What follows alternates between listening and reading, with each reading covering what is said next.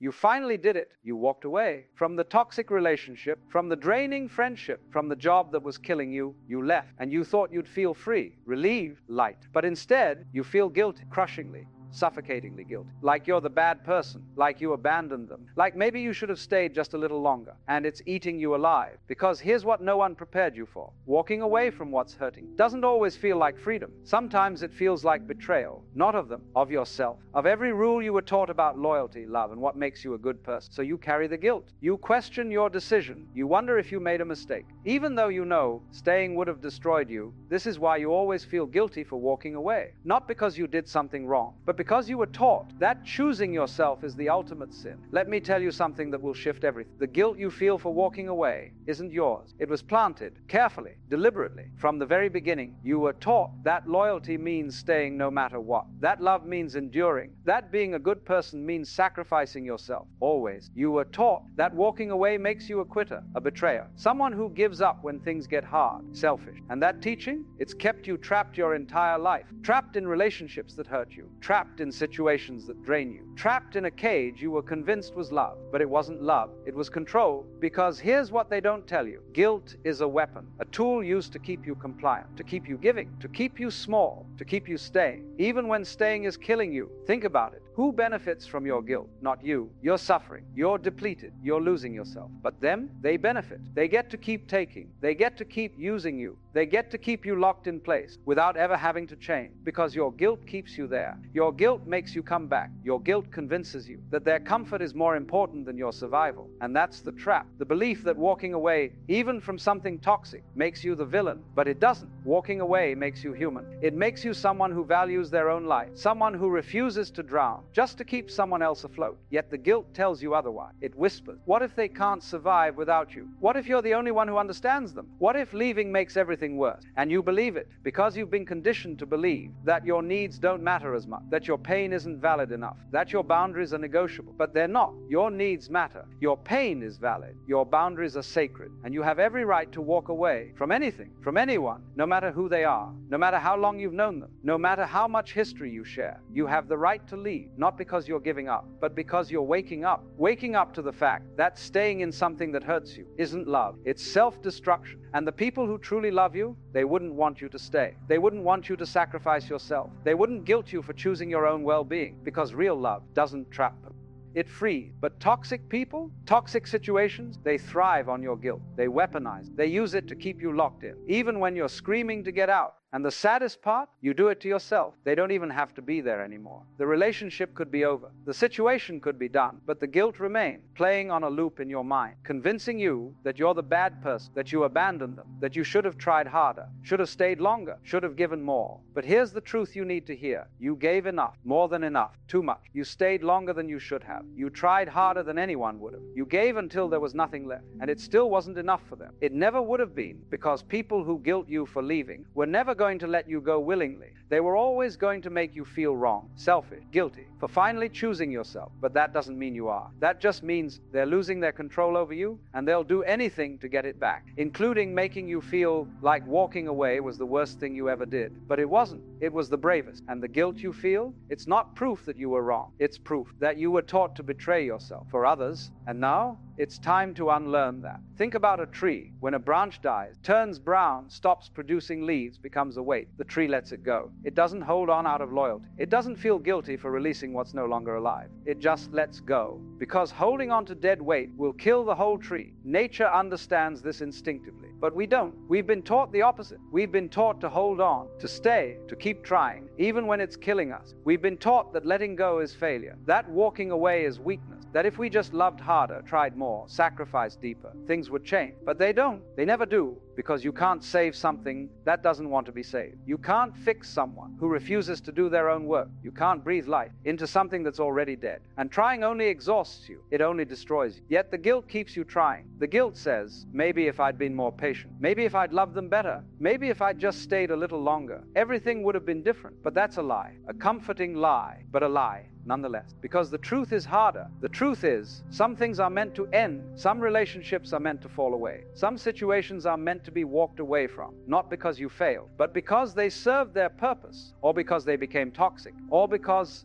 Staying would have cost you everything: your peace, your joy, your sense of self, your life. And no relationship is worth that. No job is worth that. No situation is worth that. Not even close. But the guilt doesn't care about that. The guilt doesn't care about you. It only cares about keeping you in place, keeping you small, keeping you sacrificing, keeping you trapped. And here's why. Guilt is learned. It's not natural. A child doesn't feel guilty for walking away from something that hurts them. They just walk away. They cry. They move on. They find something else. No guilt, no shame, no second guessing. But somewhere along the way, you were taught differently. You were taught to override your instinct, to ignore your pain, to suppress your need, and stay, always stay. Because leaving meant you were bad, ungrateful, disloyal, selfish, wrong, and you internalized that. You made it your truth. So now even when you finally leave, even when you finally choose yourself, the guilt follows. Like a shadow you can't shake, a voice you can't silence, a weight you can't put down. And it whispers the same lies. You should have stayed. You're a bad person. You abandoned them. This is your fault. But it's not. It never was. Walking away from toxicity isn't abandonment. It's self-preservation. Walking away from what's hurting you isn't cruelty. It's wisdom. Walking away from people who won't change isn't giving up on them. It's finally choosing yourself. And that's not wrong. That's survival. Because you can't help anyone from an empty place. You can't love anyone if you've abandoned yourself. You can't be present for others. If you're drowning and staying in toxic situations, that's drowning. Slowly, painfully, inevitably. So walking away isn't the problem. The problem is you were taught to feel guilty about it. You were taught that your survival is less important than their comfort. That your well-being is negotiable. That your boundaries are selfish. But they're not. Boundaries are love for yourself. And walking away is the ultimate boundary. It's saying, I will not allow this anymore. I will not sacrifice myself anymore. I will not stay in something that's destroying me, no matter how much guilt I feel. And yes, the guilt will be there. At first, it will scream at you. It will make you doubt. It will make you want to go back. But you can't, because going back means betraying yourself again, and you've done that enough, more than enough. So you sit with the guilt. You let it be there. You acknowledge it, but you don't obey it, because guilt is just an old program running, a conditioning that no longer serves you, and you're allowed to delete it. You're allowed to rewrite the story. You're allowed to say, walking away doesn't make me bad. It makes me free. And that freedom, it's worth every ounce of guilt you'll ever feel. So let me show you exactly why this guilt exists, why it feels so real, why it's so hard to shake, and why it keeps pulling you back. There are 5 core reasons you always feel guilty for walking away. 5 deep-rooted beliefs, 5 psychological traps, 5 lies you were taught to believe. And until you understand them, the guilt will control you. It will haunt every decision you make. It will keep you second-guessing yourself. It will make you believe that choosing yourself was wrong, but it wasn't. And I'm going to prove it to you by walking you through each reason, each lie, each trap, so you can see clearly where this guilt came from, why it's not your fault, and how to finally release it. Because here's what you need to understand. This guilt isn't rational. It's not based on logic. It's not even based on reality. It's based on conditioning. Years of programming that taught you. Your worth is tied to your sacrifice. Your value is measured by your endurance. Your goodness is proven by how much you're willing to suffer. And that's insane, but it's what you believe deep down in the parts of yourself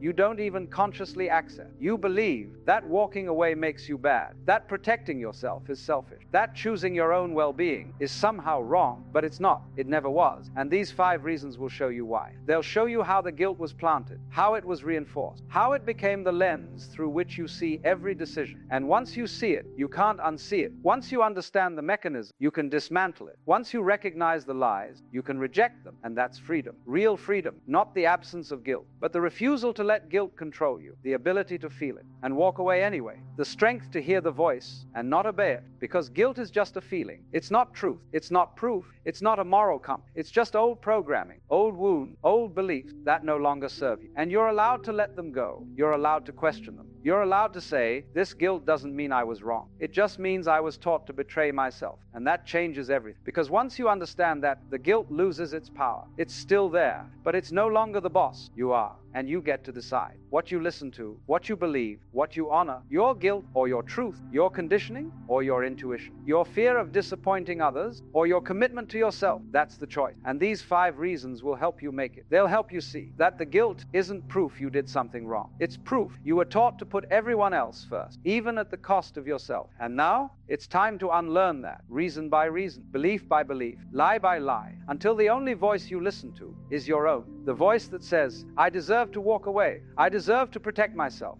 I deserve to be free, even if it makes me feel guilty, because guilt is temporary, but self-betrayal, that lasts forever. So let's begin. Reason 1. The first lie you were taught, the one that started it all. Good people don't give up on others. And why that belief has been destroying you your entire life. This is the first lie, the deepest one, the one that's been embedded in you since childhood. Good people don't give up. Good people stay. Good people fight. Good people endure, no matter what. And you believed it. You internalized it so deeply that walking away from anything feels like moral failure, like you're proving you're not actually a good person, that you're weak, disloyal, a quitter, selfish. And that belief, it's kept you in hell. In relationships that were destroying you, in friendships that were one-sided, in jobs that were crushing your spirit, because you couldn't give up. Good people don't give up, and you wanted to be good, so you stayed. You kept trying. You kept believing that if you just held on a little longer, things would change. They would see your loyalty. They would appreciate your sacrifice. They would finally become what you needed them to be. But they didn't. They never did. Because the belief that good people don't give up is a trap. It sounds noble. It sounds right. But it's toxic, because it doesn't distinguish between perseverance and self-destruction. It doesn't differentiate between staying for love and staying out of fear. It doesn't recognize that sometimes walking away is the healthiest thing you can do. Not just for you, for everyone involved. Because staying in a toxic situation doesn't help anyone. It enables dysfunction. It rewards bad behavior. It teaches people that they don't have to change, because you'll stay anyway. You'll tolerate anything. You'll sacrifice everything just to prove you're not a quitter. But here's the truth. Walking away isn't giving up. It's waking up. It's recognizing that some things, some people, some situations are not meant to be endured. They're meant to be left, not out of weakness, but out of wisdom. The wisdom to know that you cannot fix what refuses to be fixed, that you cannot heal what refuses to acknowledge it's broken, that you cannot save someone who's committed to drowning, and trying only pulls you under too. So walking away isn't abandonment, it's survival. It's choosing life over loyalty to something that's already dead. It's choosing yourself over the idea of being good, because here's what they don't tell you. Good people absolutely give up on toxic relationships, on one-sided friendship, on jobs that exploit them, on anything that demands their destruction. Good people set boundaries. Good people protect themselves. Good people know that their life matters too, and they don't sacrifice it just to avoid being called a quitter, because they understand there's a difference between quitting and liberating yourself. Quitting is giving up on something worth fighting for. Liberation is walking away from something that's killing you. And the situation you left, it was killing you slowly, quietly, completely. Your energy drained, your joy gone, your sense of self erased. That's not something to fight for. That's something to escape. And you did. You walked away. Not because you're weak, but because you're finally strong enough to reject the lie that your worth is tied to your endurance. That love means suffering. That being good means destroying yourself for others. It doesn't. It never did. Good people don't give up on others, but they also don't give up on themselves. And sometimes choosing yourself means walking away from people you love, from situations you've invested years in, from versions of yourself that no longer serve you. And that's not giving up. That's growing up. That's learning that loyalty to yourself matters just as much, if not more, because you can't be good to anyone if you're not good to yourself first. You can't be there for others. If you've abandoned yourself, you can't give love if you've refused to receive it, even from yourself, especially from yourself. So the guilt you feel for walking away, it's not proof you gave up.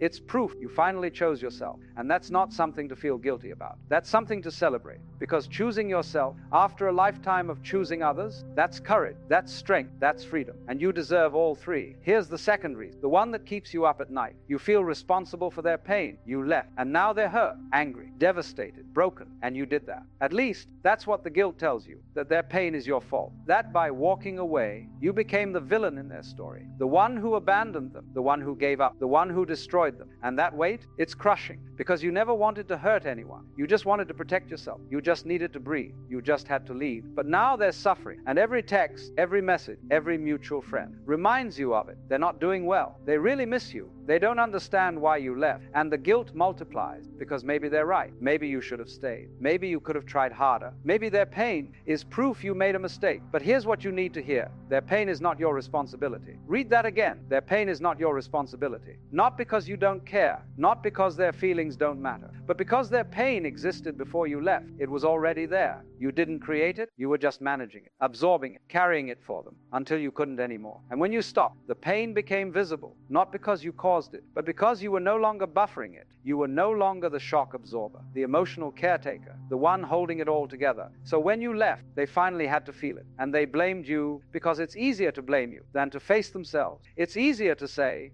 you abandon them than to admit they were never doing the work. It's easier to make you the villain than to take responsibility for their own healing. So they did, and you believed them because you've been conditioned to believe that other people's emotions are your responsibility. That if someone's upset, you did something wrong. That if someone's hurting, you need to fix it. But you don't. You never did. Their pain is theirs to process. Their emotions are theirs to manage. Their healing is their journey, not yours. You cannot heal someone else. You cannot take away their pain. You cannot carry their burden without destroying yourself. And you tried. God, you tried. You gave everything. You sacrificed your peace, your joy, your sanity, trying to make them okay. But they weren't, and they never would be. Not because you didn't love them enough, not because you didn't try hard enough, but because healing doesn't work that way. You can't heal someone by staying in a toxic dynamic. You can't fix someone by sacrificing yourself. You can't love someone into wellness when they refuse to do their own work. All you can do is exhaust yourself, deplete yourself, lose yourself. And that's exactly what was happening. So you left, not to hurt them, but to save yourself and their pain. It's not proof you were wrong. It's proof they were dependent, not on you as a person, but on you as a crutch. Someone to blame, someone to fix them, someone to absorb their dysfunction so they didn't have to face it. And when you removed yourself, they had to face it. And it hurt. Of course it hurt. But that hurt, that's not your fault. That's the consequence of them never learning how to hold themselves, how to self-regulate, how to exist without using someone else as their emotional foundation. And you cannot teach them that. By staying, you can only teach them. By leaving, by showing them that you are not responsible for their well-being, that their emotions are not yours to manage, that they are capable of surviving without you, even if they don't believe it, even if they tell you otherwise. They will survive. They always do. People are more resilient than they pretend to be. And the ones who are,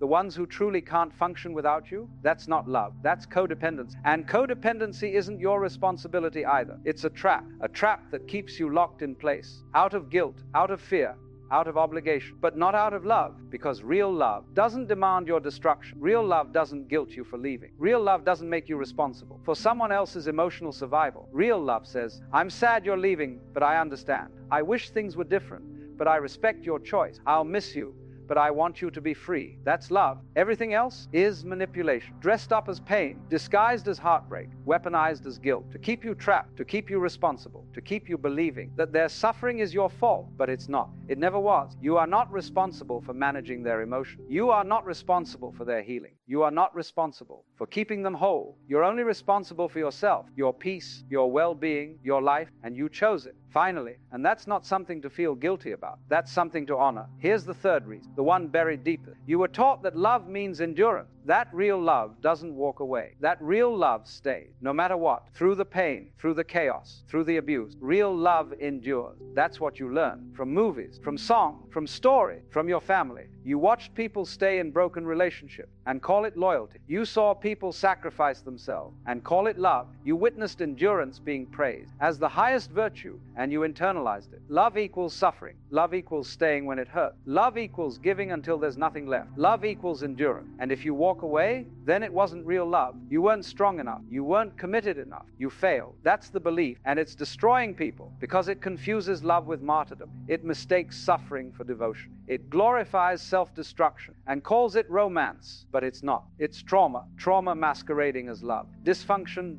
dressed up as commitment. Toxicity celebrated as loyal. And you bought into it. We all did. Because that's what we were shown. That's what was modeled. That's what was praised. The person who stayed through the cheating, so strong. The person who endured the abuse, so patient. The person who sacrificed everything, so loving. But no one asked, at what cost? What did that person lose? What parts of themselves did they abandon? What life did they never live? Because they were too busy enduring? No one asked. Because endurance was the goal. Not happiness, not peace, not freedom, just endurance. Staying, surviving, suffering, and calling it love. But here's the truth. Love doesn't require suffering. Real love, healthy love, doesn't demand your destruction. It doesn't ask you to endure toxicity. It doesn't require you to stay through betrayal, manipulation, or abuse. Real love doesn't trap you. It frees you. It honors your boundaries. It respects your needs. It celebrates your well-being, not sacrifice. And when something stops being loving, real love gives you permission to leave, without guilt, without shame, without believing you failed. Because walking away from toxicity isn't failure, it's wisdom. It's the recognition that endurance is not the same as love. That staying is not always honorable. That sometimes the most loving thing you can do is leave for yourself, and sometimes for them too, because staying in a toxic dynamic doesn't help anyone heal. It doesn't inspire change. It doesn't create growth. It just enables suffering. yours and theirs. It keeps both of you trapped in a cycle that will never end unless someone has the courage to walk away. And you did. You walked away. Not because you stopped loving, but because you finally loved yourself enough to stop confusing endurance with devotion, enough to stop believing suffering proves love, enough to recognize that real love wouldn't ask this of you. Real love wouldn't require your depletion, your pain, your erasure. Real love wouldn't feel like drowning. But what you had, it did. And you kept trying to convince yourself that drowning was just part of the process, that if you could just hold your breath a little longer,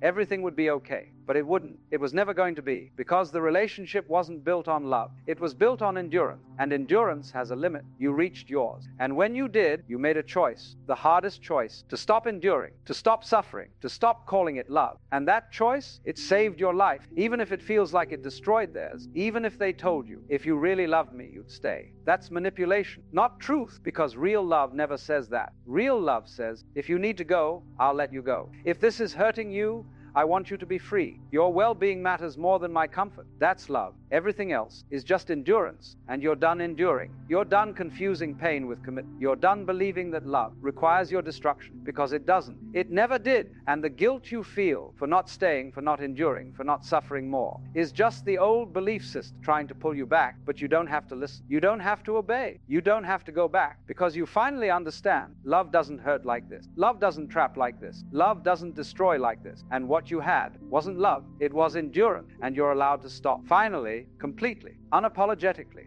even if the guilt says otherwise, especially if the guilt says otherwise, because the guilt is just the last chain, and you're breaking it, one truth at a time. Now we get to the fear, the one that keeps you paralyzed, the fear of being seen as selfish, because that's the worst thing, right? Being called selfish, being labeled as the person who only thinks about themselves, who puts themselves first. In a world that taught you your value comes from how much you give, selfishness is the ultimate sin, so you avoid it at all costs. You sacrifice, you stay, you endure, anything to avoid being called selfish. And when you finally walk away, that's exactly what they call you. You're selfish. You only care about yourself. You're abandoning me when I need you most. And it guts you, because that label, that word, it confirms your worst fear. That choosing yourself makes you a bad person. That protecting your peace makes you cold. That prioritizing your well-being makes you selfish. And you internalize it. You believe it. You wear it like a scar. But here's what no one tells you. Selfish has been weaponized. It's been turned into a tool of control, a way to manipulate people, into staying when they should leave, into giving when they should protect, into sacrifice when they should save themselves.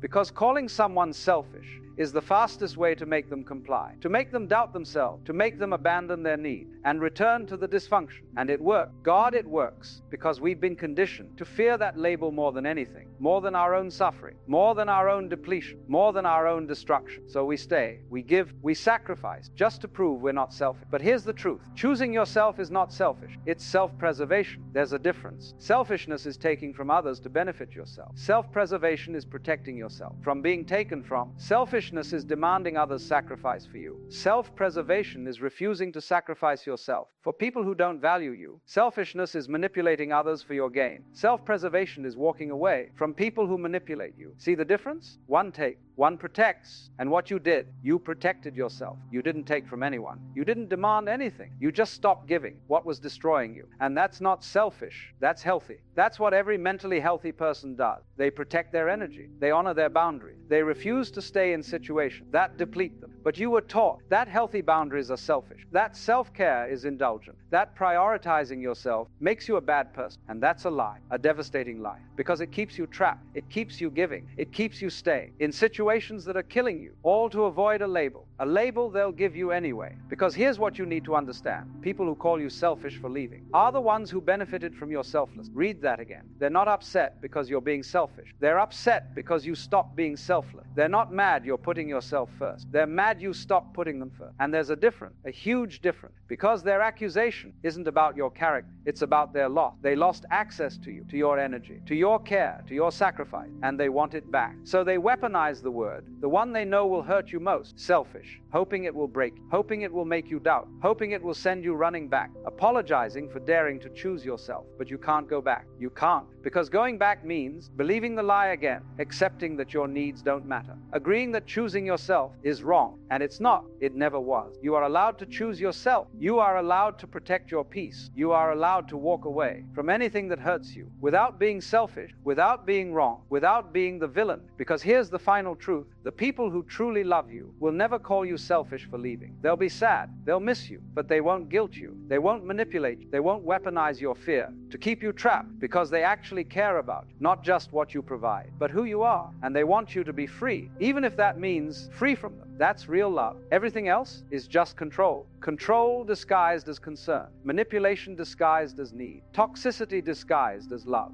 And you're done with it. You're done believing that choosing yourself is selfish. You're done carrying guilt for finally protecting yourself. You're done letting their word define your worth, because you know the truth now. Choosing yourself isn't selfish. It's survival. It's wisdom. It's freedom. And anyone who tells you otherwise is just trying to keep you in the cage. But you're out now, and you're not going back. Not for them. Not for anyone. Not even for the version of yourself who believed that selfishness was worse than self-destruction, because it's not. It never was. And you're finally free to choose yourself without apology, without guilt, without shame. And here's the final reason, the one that hurts most. You're not just grieving who they are. You're grieving who they could have been, the version you believed in, the potential you saw, the person they almost were. You stayed so long, not because of who they were, but because of who you believed they could become if they just tried. If they just healed, if they just woke up. You saw it. You saw the glimpse, the moments when they were kind, when they were present, when they were the person you fell in love with. And you held on to those moments like lifeline, like proof that you weren't wrong, that they were capable. That change was possible if you just stayed long enough, if you just loved them hard enough, if you just believed enough they would become that person. But they didn't. They never did. And now you're left not just mourning the relationship, but mourning the dream, the version of them you built in your mind, the future you imagined, the life you thought you'd have. And that grief, it's profound, because it's not just about losing them. It's about losing hope, the hope that love could change them, that your sacrifice would inspire their growth, that your patience would finally be rewarded. But it wasn't, and it never would be, because people don't change because you want them to. They change because they want to, and they didn't want to. Not enough, not really, not in the way that mattered. So you're left grieving the person they never became, the relationship you never had, the life you'll never live. And the guilt comes because part of you wondered, what if I'd stayed longer? What if I'd been more patient? What if I'd just stopped? You stayed long enough. You were patient enough. You gave more than enough. And they still didn't change. Not because you failed, but because change was never their priority. You were managing their dysfunction so well that they never had to face it. You were carrying their burden so completely that they never had to grow. You were loving them so unconditionally that they never had to love themselves. And that's not your fault. That's just the reality. You cannot love someone into awakening. You cannot sacrifice yourself into their healing. You cannot become small enough to make them grow. It doesn't work that way. It never did. And the version of them you're grieving, that person was always a fantasy, a projection of your hope, a vision of what could be, if only. But if only is not reality. If only kept you trapped in a relationship with someone who didn't exist, in love with potential, instead of the person standing in front of you. And that's the hardest part, accepting that who they are is who they've always been, and who they've chosen to stay. The glimpses you saw, they were real, but they weren't the whole picture. They were moments, not the truth. And you built a future on moments, on hope, on the belief that people change, but they don't, not unless they want to. And they didn't want to. Not enough to do the work, not enough to face themselves, not enough to become the person you needed them to be. And that's not your failure. That's their choice. A choice they made every single day to stay the same, while you stayed, hoping, waiting, grieving the person they refused to become. But you can't grieve forever. You can't stay in love with someone's potential. You can't build a life with a fantasy. And that's why you left. Not because you stopped loving them, but because you finally loved yourself enough to stop loving a ghost, to stop waiting for someone who was never going to show up, to stop sacrificing your reality for someone else's potential. And the guilt you feel, it's not about them. It's about letting go of the dream, the hope, the belief that love could fix everything. But it can't. Love can't change someone who doesn't want to change. Love can't heal someone who won't do the work. Love can't force growth. It can only witness it or walk away from its absence. And you walked away, not from who they were, but from who they refused to become. And that's not giving up. That's waking up to the reality that you cannot save someone from themselves. You cannot drag someone into their own potential. You can only live yours. And staying was preventing you from that. So you left, and now you grieve, and that's okay. Grief means you cared. It means you believed. It means you gave everything to something you thought was real. But grief also means you're finally facing the truth. And the truth is, they were never going to become that person. Not for you, maybe not for anyone. And you're allowed to be sad about that. You're allowed to mourn the future you'll never have. But you're also allowed to be free. Free from the weight of their potential. Free from the hope that kept you trapped. Free from the fantasy that cost you your reality. And that freedom, it's worth the grief. It's worth the guilt. It's worth every moment of letting go. Because on the other side is your life. Not the one you imagined with them, but the one you get to build for yourself. And that life, it's waiting. So here's what you need to understand. The guilt you feel for walking away is not proof you did something wrong. It's proof you were taught that choosing yourself is wrong, that protecting yourself is selfish, that walking away makes you a bad person. But it doesn't. It never did. Walking away doesn't make you a quitter. It makes you someone who values their own life. Walking away doesn't make you hot. It makes you someone who finally stopped breaking their own heart. Walking away doesn't mean you didn't love them. It means you finally loved yourself. And that's not something to feel guilty about. That's something to honor. Because you stayed longer than you should have. You gave more than they deserved. You believed when you should have walked away. And you survived. You survived the toxicity. You survived the depletion. You survived the version of yourself that was taught to disappear. And now you're rebuilding, piece by piece, boundary by boundary, truth by truth. And the guilt will try to pull you back. It will whisper, maybe you were wrong. Maybe you should have stayed. Maybe they needed you. But you can't listen because the guilt is just the old programming. The conditioning that taught you your worth is tied to your sacrifice, your value measured by your endurance, your goodness proven by your suffering.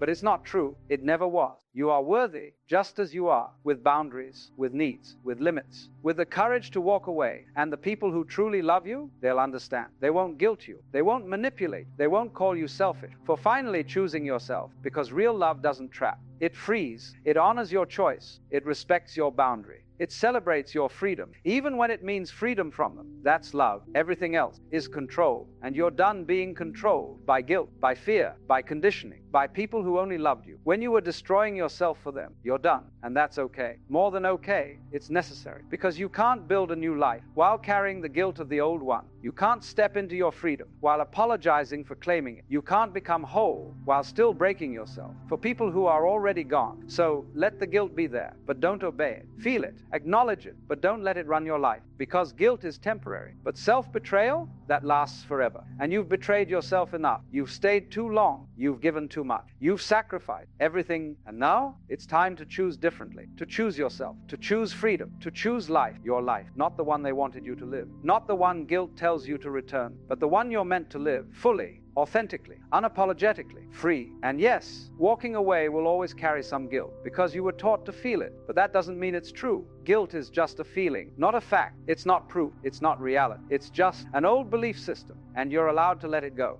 You're allowed to release it. You're allowed to say, I don't carry this anymore. I don't believe this anymore. I don't let guilt decide my life anymore, because your life is yours, finally, completely, beautifully. And the only person who gets to decide what you do with it is you, not the guilt, not the conditioning, not the people you left behind. You, and you've decided to be free, to protect yourself, to choose yourself, to walk away and never look back, not with anger, not with resentment, but with peace. The peace that comes from finally honoring yourself, from finally choosing yourself, from finally understanding that walking away wasn't the mistake, staying would have been. So carry your freedom, not your guilt. Carry your truth, not their version of you. Carry yourself the way you always should have, with love, with respect, with honor, with the understanding that you are not responsible for anyone's healing but your own. And your healing, it starts the moment you stop apologizing for saving your own life